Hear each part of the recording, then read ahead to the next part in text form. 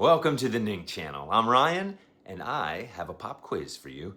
What's the one aspect of writing professionally that most authors find the most daunting? Yep, marketing your work. Getting out there in the world, whether in person or online, to persuade people to read your writing, buy your current book, and get excited about your next book. Yeah, it can be uncomfortable. But the good news is, it doesn't have to be. On today's show, NINC associate Ben Person talks with Kate Tilton, a consultant for authors of all levels. Kate explains how to figure out what marketing tools work best for you, how to do it without burning out or neglecting your writing, and why just being sincere and being yourself is your best strategy.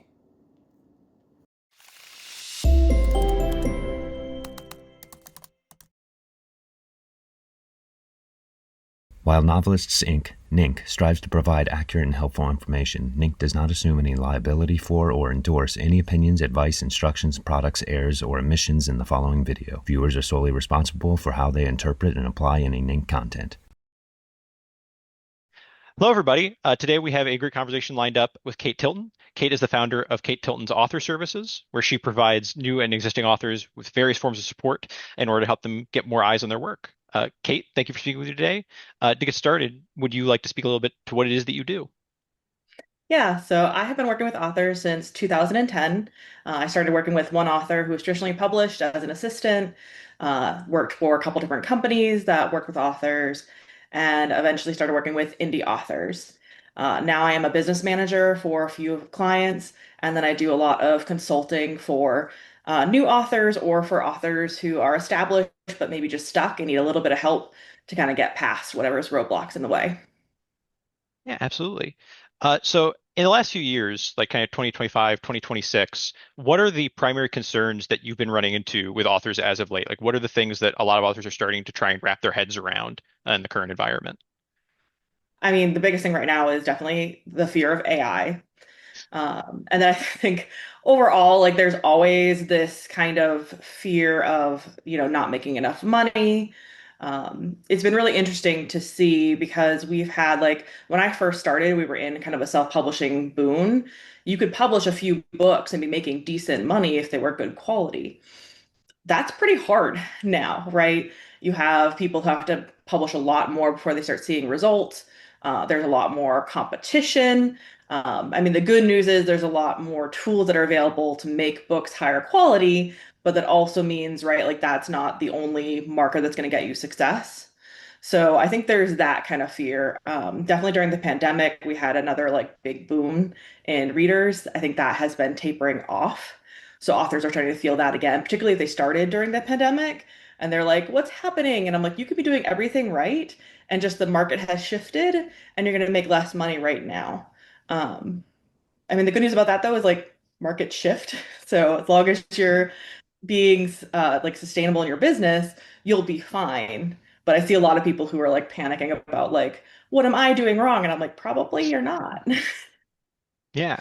I come from a tech background. We're dealing with a very similar situation Yeah. in a lot of those industries. There's a lot of really good stuff there. I actually really want to get into AI, shifting market, all of that.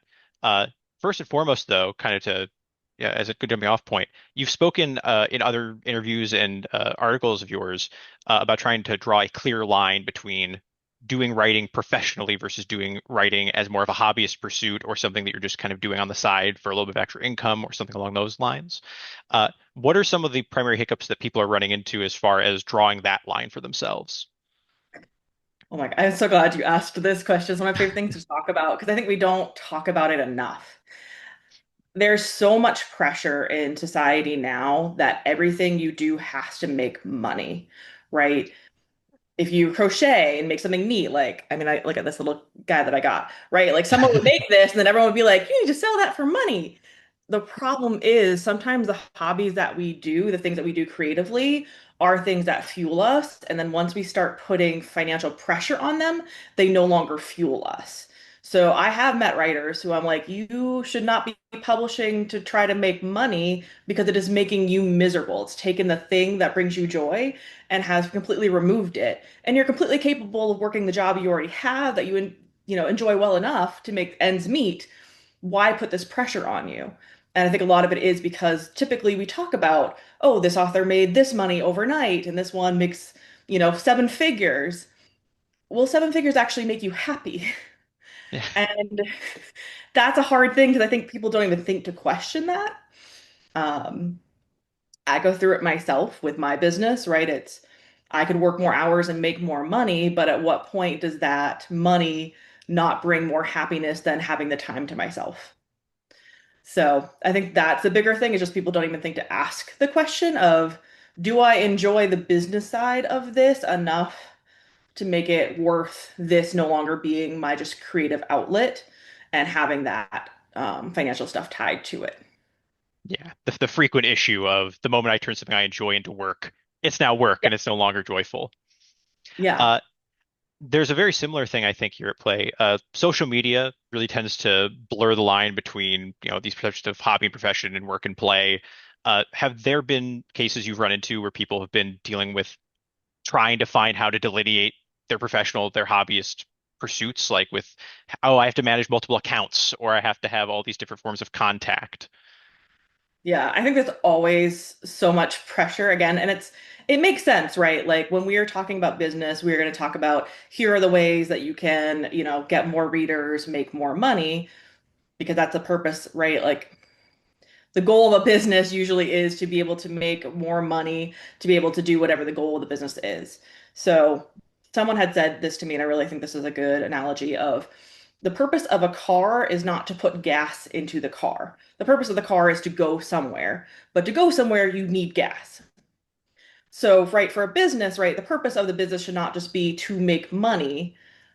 For authors, right, the Yeah. goal usually is I want to reach readers, right? Like I want to give them peace. I want to give them entertainment, right? I want to change their mind about something. I want to show them and have them learn empathy from, seeing other lives that they are not currently living. But you also need money to do that.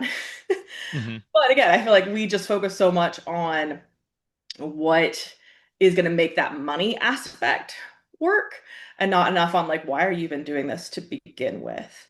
So the advice out there is always like, this is how you can be successful on TikTok, and this is how you can be successful on Facebook and Instagram, and all this stuff shifts. So usually my advice to authors is find what resonates with you. If you are not good at taking photos and do not enjoy that process of taking photos, Instagram probably is not going to be for you. And forcing yourself to be on that platform is very unlikely to actually move the needle. So I see a lot of that of authors feeling like they need to have all the accounts and then they don't do them well because they're not, one, they don't have enough time, but also like they might be on a platform that's not the right fit for them. If you're terrified of video, you probably don't want to be doing a TikTok where you have to be on video. Yeah. And anything that you're doing is going to be an energy drain. I often hear people use the spoons analogy. I have so many Yep. spoons of energy that I can With use. energy. Another analogy from Becca Syme is energy pennies. Mhm. And a lot of this too is like realizing different things require different levels of energy. So like just because you have time does not mean you have the right energy to say write creatively. That is going to cost like the most energy. So you want to save and not be using all these like little piddly things that take away from that level of energy. Because that's where you end up with I have all this time. Why am I not finishing my book? And it's like because you are overwhelmed by all the admin, all of this social media, all of this marketing stuff that you're taking away from the actual writing, which is what brings you joy. Yeah. And there's so much here that I want to dig into further. I think to start with, just because there's so many little points that we can jump off into, this is a perfect transition, I think, to ask. Like I mentioned, I come from a tech background. I've found my way kind of into the literary space, uh, and a lot of that background was involved with like, well, you have to build a website. You have to do that. If you're not doing that, you're not putting yourself out there or something to that effect. And it sounds like what you're saying is there aren't really any absolutes that like you have to be doing, so long as you find a combination of things that all Yeah. seem to work for you. You really got to figure out what works for you. So, yeah, I think it's great to have a website and have a place that you can point people to be able to show, here's the books that I have available. But also, it really depends on what you're trying to do, right? Like, if I've seen cases, right, where it's like someone wants to write a book about their family history. The purpose of that is to give it to their family. They do not need a website. They do not need to be putting it out there to the world. They just need to find a good printer that's going to print out lovely copies that they can give to their family. There's nothing wrong with that. I published a little poetry book, right? One, just because I had the book written, but mostly because it works as a really good teaching tool. I now have logins for, I have a KDP dashboard, I have a draft to digital dashboard, right? I can go in when I have a new author and show them this is what it looks like because I don't care if they see my stuff, right? It's not proprietary to like, it's my stuff. This book hasn't even sold 100 copies. That's okay with me.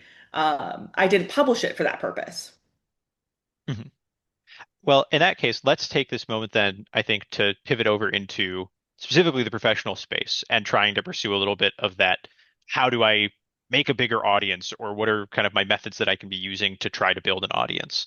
Uh, from where I'm sitting, it seems like there's so many options now. You've got newsletters and cons and social media and traditional publishing being going through an actual publishing company for those who are unaware. Um, and I guess in your view, are there currently some really popular avenues that are like kind of the go-tos to start out with if you have no idea kind of what you're doing, or places to start that might be good to at least explore? Yeah. So yes, there's always going to be things that are popular and trending. I don't know though that I would suggest that as the go-to default, right? So I'd say like right now, TikTok is a really big thing. But again, I have a lot of authors who are really not great at taking videos of themselves. Video editing can take a lot of time. So like even if you're doing they have like flip through videos where they'll just like flip through the pages, that still takes a skill that some writers just don't have. So I would say like do TikTok if that excites you. So I think that's more instead of like looking at what's popular, it's more like what is going to make you excited to work on that project. Because to me, the thing about marketing is it is meant to be education and community building. We are not trying to trick people into buying things that they don't want. That is not sustainable in the long term, right? My goal is to find the people who are going to like the thing that I have and let them know, right, that I have the thing that they're looking for. That's the education part. So I personally like I love having a website, like I said, and I love having a newsletter because to me that is a direct connection to the reader. One of the things that I was taught when I was learning about marketing is in a standard marketing class, you learn about the sales funnel. And I had a teacher who was like, well, in real life, a funnel works where everything you put in the top ends in the bottom. And that is not how sales works. Everyone who hears about your product is not going to be everyone who buys your product, right? You're going to lose people. So instead, he was like, flip that funnel over and think about it in terms of heat, right? So your inner circle is your repeat buyer, the person who has bought multiple books from you. The circle outside of that is the person who's bought one book from you.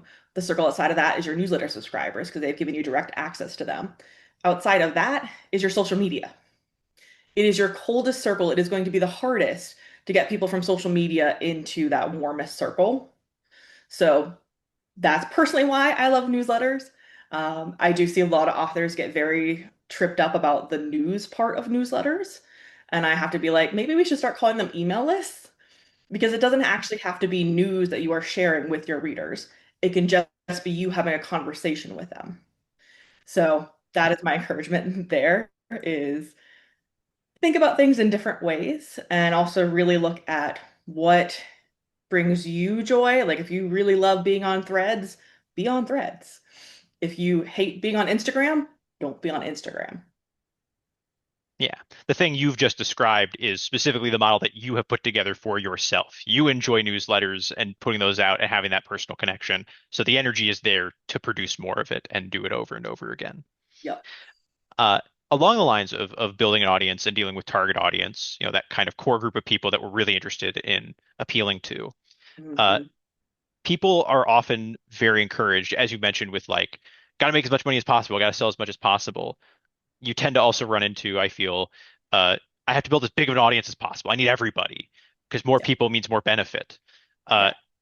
it sounds like you have some underlying thoughts about uh, what are some like unspoken benefits of building out that core audience. Yeah, so I think one of the things that we see that's kind of like a stumbling block for people is they just think the more eyeballs possible, the more sales. So this is actually where that like poetry book comes in as a good example because I have clients of mine who shared this book when it came out. So I know, I want to say it was at least 90,000 different people got that email about this book. Guess how many sales I got? Uh, I'm gonna say 90,000. Let's say I'll say 5,000. One. One. One. And this is the thing, right? Because this is a poetry book. The readers, the authors that were sharing this, right? Their readers are romance readers, they're fiction readers, they're cozy mystery readers. They're not poetry readers. So just getting volume does not mean sales. And that's why I think it's really, really important to know, like we say, target audience. I think it's really about figuring out who did you write this book for and finding those people. And I get some authors, especially when they're newer, that come to me and they're like, "Well, my book can be read by anyone who reads English." And I'm like, "That is not a good marketing plan." It seems like it is because it gives you right the most numbers, but as I just saw with that example of the poetry book, right, it does not translate into sales. The example I usually give is if I have to present my book to an audience that is all different races and ages and backgrounds and interests, I'm going to give a very boring presentation. It's going to be very watered down because I'm trying to appeal to everyone. Now, if I were to go to a club that does spoken word poetry, it's going to be a very different presentation Yeah. and it's more likely to actually generate some sales.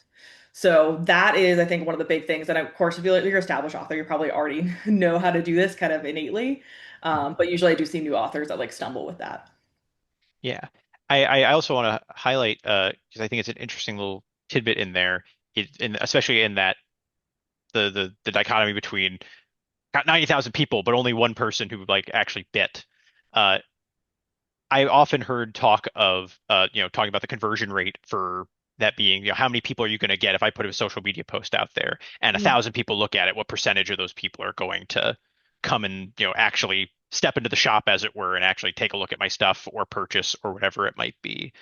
Um, do you have any like go-to resources that you make use of as far as how like where the latest on what the conversion rates are like per option you have, or are those just always changing around and you just kind of keep a pulse on it? Yeah, for me, I don't worry about that. Oh, okay. Um, and I guess it's kind of weird to say as someone who does like marketing stuff, but for me, it really is about building community. And like I said, for me, it's really about looking at each individual author and where they are comfortable and are actually going to connect. Because I find, right, like again, if you are really uncomfortable on a platform, people just like they know that they can feel that. So that's where you're going to have even less success. So that's where I'm like, throwing out a metric is not going to help someone if that platform is not the right fit for them. So my focus is always how do we actually engage readers and bring them along the journey with us. So I have some authors who like they have Patreons and they're just going to share stuff there that they don't share in their newsletter. I have others that the majority of it is newsletters, like social media is there. Personally, like I like social media because it gives you another way to already engage existing fans. So, right, you have a new release that comes out, you share it with your newsletter. People are busy. So there's a good Yeah. chance they are going to miss some of those newsletters. That's one of the reasons why I also say like talk about things multiple times. But social media is another way, right? So I have authors I like Pippa Grant just released a book, and it was because I just happened to see her social media post about it. I was like, oh yeah, I love Pippa Grant's books. I'll go check that book out.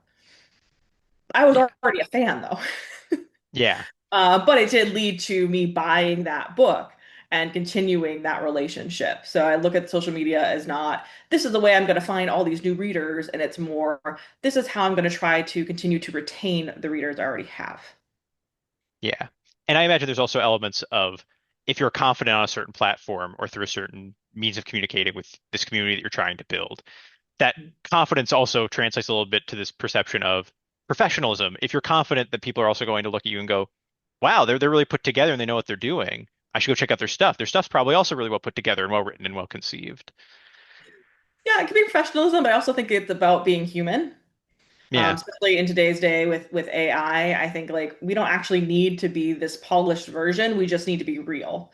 So I think that's part of it too. Because sometimes, right, like if we just hire someone to handle our social media, it loses us, and then it becomes, less likely to actually resonate with people. Whereas if it's us making a video or us sharing a funny story that happened in our life, like the stories I remember from authors are the ones of them talking about their everyday.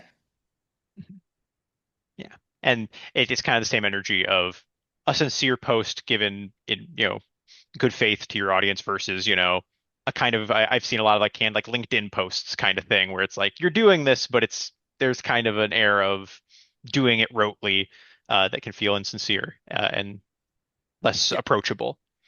Yeah. Uh, Along a similar line, you've mentioned I believe you wrote an article where you talked about also developing kind of reader personas uh, to go along with your core audience exploration to try to figure out specifically what kind of person you're trying to kind of fish around for your core audience and piece that together and start to build this community. Do you consider those kind of two separate steps or elements? Do they feed into each other? So it's really more of an exercise to figure out that target audience. Because I think just target audience can be such a nebulous concept. It's like, what does that mean? It's very more in the business area. So looking at like a persona is a way, because like authors create characters. So like Yeah, basically you are creating a character who are you writing this book for? So the hope is by doing that exercise, if you're really like struggling with who am I talking to, that it gives you literally someone you can name and say like, okay, I'm writing this book for Kim. This is, Kim's background. These are the kind of things that she likes. This is her education level. Like people talk about that in terms of like in romance, right? Like some of the terms you might use, you might look at what's their reading level, yeah, so it might be that I choose different words to make sense for that, right? Like not to say that we're dumbing it down, but to say like I'm going to pick things that are going to be more easy reading because that is what that person is looking for. They're not looking for something that's going to challenge their brain in this case, right? I'm sure you can have romance that also challenges too, but you have to figure out what your reader is looking for. So like I work with Amy Award. Her books literally say this is fluff. It is meant to be fluff. It is not meant to be some crazy intricate plot kind of thing. This is meant to make you feel good when the world is chaos. yeah. That's a lot of value. So that's where the persona kind of comes in. If you're like, I don't know who I'm writing for, to really break it down into someone that you can like be like, this is who I'm writing this for, to give you kind of guidance. Yeah. There's a chance that, is Kim gonna like reading Ulysses or is Kim gonna enjoy reading, I don't know, Dungeons and Lattes, a more casual read or something like that. Um, yeah, absolutely. Uh, so when we're jumpstarting audience versus trying to augment or grow an audience, are there kind of differences between what those, kind of approaches look like? Yeah, I think when you are starting out, it can feel really kind of disheartening because you're like, oh, I only have one subscriber on my newsletter. The one thing I really love about publishing that's different from other industries is you have so many other people who are writing things that are going to be similar to you, and their audience is going to be your audience. So this is where reaching out and like knowing who are the authors that are writing things that reach the same. So it doesn't have to be that the book is the same as mine, but it can be this, right, is for Kim. I know that she reads these books. So these are the authors that I want to ask to share my book. Um, I want to figure out how I can be helpful to them as well. So it is mutually beneficial. It is a lot of asking. I also have authors who are very like scared to do that. And I'm like, also like the first people you should be asking is your friends and family. The reason why my poetry book sold anything at all was mostly my friends and family buying it. And that's okay. Some of them really enjoyed it and they have shared it with other people. Uh, and that, right, is I think the biggest thing that we can't manufacture word of mouth marketing, but we can definitely help it along by asking. Yeah. And more importantly, we shouldn't be embarrassed to be advocating for ourselves. We are pitching something. Yeah, and we don't have to do it in a way that's pushy, right? It can be, I am so excited about this accomplishment. And usually, if we have good friends and family, they're going to be excited about our accomplishment and want to share it. In the same way, when we start finding those readers, even if they are few, like being okay with asking, like, hey, can you leave a review? It'd really help because other readers see that. And if they're like you, right, they're more likely to buy the book because you did that. Readers love to help. Authors are rock stars. I think this is a really good chance to pivot into asking after, because we've mentioned a few times here, kind of like being okay with these opening salvos of like lower end metrics of like, man, I only have 10 subscribers, or I only have, a handful of initial sales. And uh, I think this is a good chance to ask about. There are kind of all these hard metrics that we're talking about of, so how many books did I sell and how many people subscribed and all that kind of thing.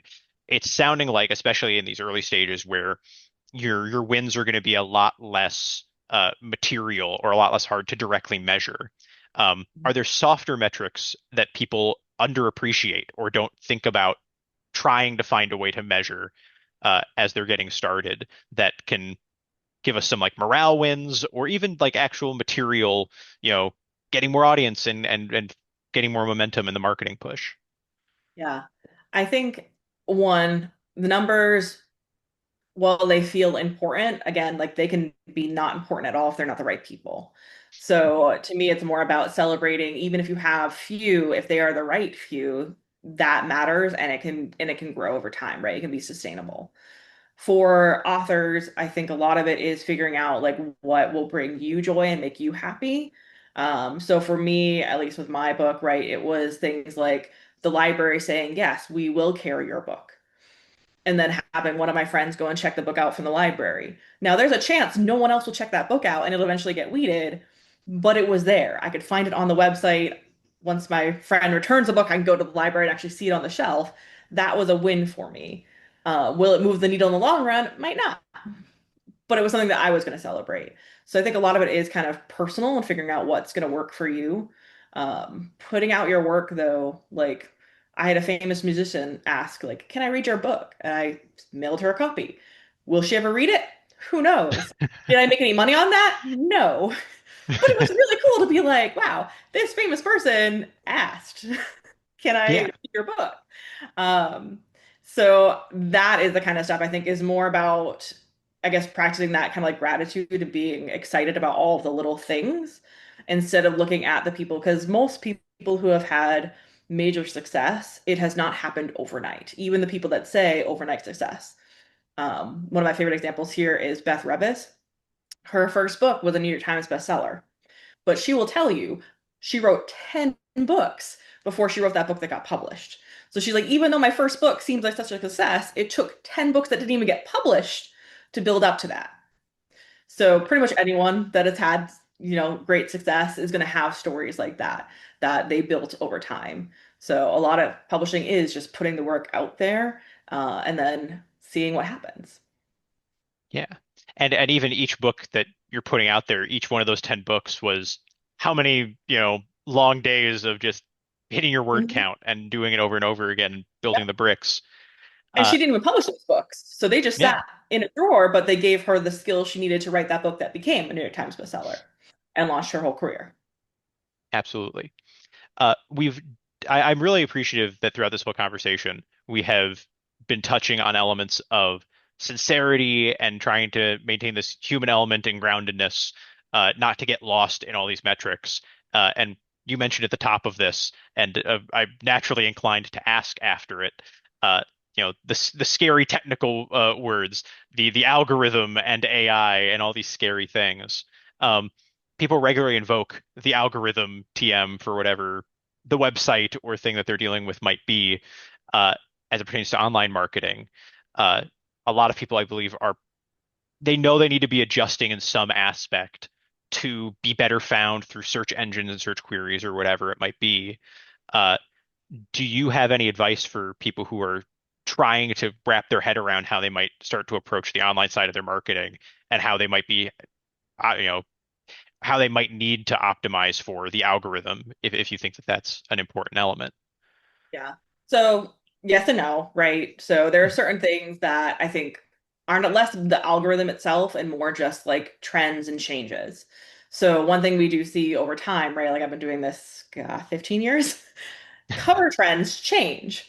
So like one thing I absolutely will have authors do is when they have an older series that covers matched back in the day, but now trends have changed, they will recover their books to match the current trends. Uh, that's great. It can definitely help to make the book seem more relevant because the one thing we have now in the digital age is there's no longer a shelf life. It used to be before we had the internet, the bookstores and libraries only have so many like space on their shelf. Yeah. So you couldn't have every single book that's ever been published in those spaces. Now the internet's pretty much infinite. So you have to keep the books relevant. So I definitely have seen that where like authors will update their descriptions, update the covers, change categories and keywords. Back in the day, Amazon used to be you had two categories, and then you used to be able to email them and add up to eight more. So you had 10 categories in total. They got rid of that. Now it's just you have three categories. I've seen categories die. Like they just change. Sometimes I'll go back to past books and be like, oh, we used to have the three categories on here. Now it's not, it doesn't exist anymore. So we need to find a different category to put it in. So that stuff I think is important to be checking in on every once in a while to make sure that, we're not using the resources that we have available to us. On the same scale, though, I also think that we don't want to be so focused on trying to know the algorithm and beat the algorithm that, again, like we're not writing our books, we're not reaching our readers. There are a few people I know who like are super into technology and data. And for them, like I'm like, go for it, have fun. Yeah. But I know so many authors who that is not going to be an area of strength, and focusing on that is not going to actually improve their business. So in that case, I'm like, stop focusing on that and focusing on how you can better talk to the readers you have, who will help you find other readers who are like them. Uh, yeah. Yeah. Again, it's better to have two or three really, really strong things it's like a resume. It's like it's good to have two or three really strong items as opposed to packing to the gills with everything you can fit. Yeah. Um, It's also time investment. yeah, You time and energy, right? Like we talked about. So you only have so much time in the day, but you also only have so much energy to invest. And one of the traps I see authors fall into is the I'm spending all my time learning all of these marketing things and I'm not writing books anymore. And I'm like, well, that's not going to be a good success for your business if you don't have more products that come out. yeah. So let's shift that into making sure we're doing a lot of writing, and then we're doing some of the marketing to support that in the business. On specifically AI, there's obviously a lot of fear about its effect on filling a lot of these digital spaces like Amazon Books and whatnot, as well as like how it's going to affect search efficacy of being able to be discoverable on a lot of these spaces. Uh, do you have any insight on some of like the recent changes that are you're kind of seeing popping up around kind of navigating around AI? Yeah, I mean, that's also one of the big reasons why I'm saying, hey, don't be so focused on the algorithm and discoverability because it is going to be increasingly difficult. So, like, we already don't know 100% what that algorithm is, right? That's proprietary. People will say they know, but they don't truly know everything that goes on that behind the scenes. So, with AI, I mean, we're definitely seeing changes. Draft Digital made their change of now they're charging when you have a new account. Barnes and Noble had put a limit of 100 books on your account. Like, I think we're going to see a lot more of those changes happen to try to stop people who are literally using AI to turn out slop work, where it's like, I generate a book in 5 seconds, I upload an account, I make another account, generate another book, dump it. Yeah. We're not talking about people who are using AI assisted to like help them write a book. We're talking about literally, I just say, AI, write the entire book for me, and I throw it up. So this is where, for me, I think we need to focus on, again, being human, that human sincerity, because we do have readers who absolutely despise AI, who will not read any of that. And also who are going to be, I think, way more distrusting of trying new authors because they don't know if they're going to get duped. And no one likes to be duped. It feels terrible. So the more I think that we can show that we are humans, we are writing, this is how we're going through that process, I think the more we build that trust of like, yes, I'm actually a person who is doing this work. Um, I always like me and my sister talk about AI a lot. It's something Mhm. that she is definitely seeing even in like she's a therapist, so she's seeing that in the therapy space. Um, there's a lot of fear that it's going to take all of our jobs. Um, but people love to support people. We still buy things that are handcrafted because they are handcrafted. Like things that are imperfect because the joy is in that imperfection and that it was created with love and hard work. So I think we will be okay. I think it's going to be rough. But I think if we focus on, again, being human, connecting with other humans, we will have that support and we will see, sustainable success in the long run. But it's just being able to weather the storm and the uncertainty. I have to say, I think going out on this interview with a note of sincerity will tops all. That in all of our efforts, so long as we are sincere and kind to one another, and we are, putting our energy into things we are passionate about, and choosing those small, dedicated item marketing options before us, and trying to keep that human community element in it, that we will succeed, I think is a wonderful message to have. Uh, Kate, thank you so much for taking the time to talk to me. There will be links to Kate and her services down below if you want to learn more about who she is and what she does. Thank you, everybody, for taking the time to watch. And Kate, again, thank you so much for taking the time to speak with me. Thanks for having me. Ben and Kate, thank you. I think there are a lot of great takeaways from your discussion.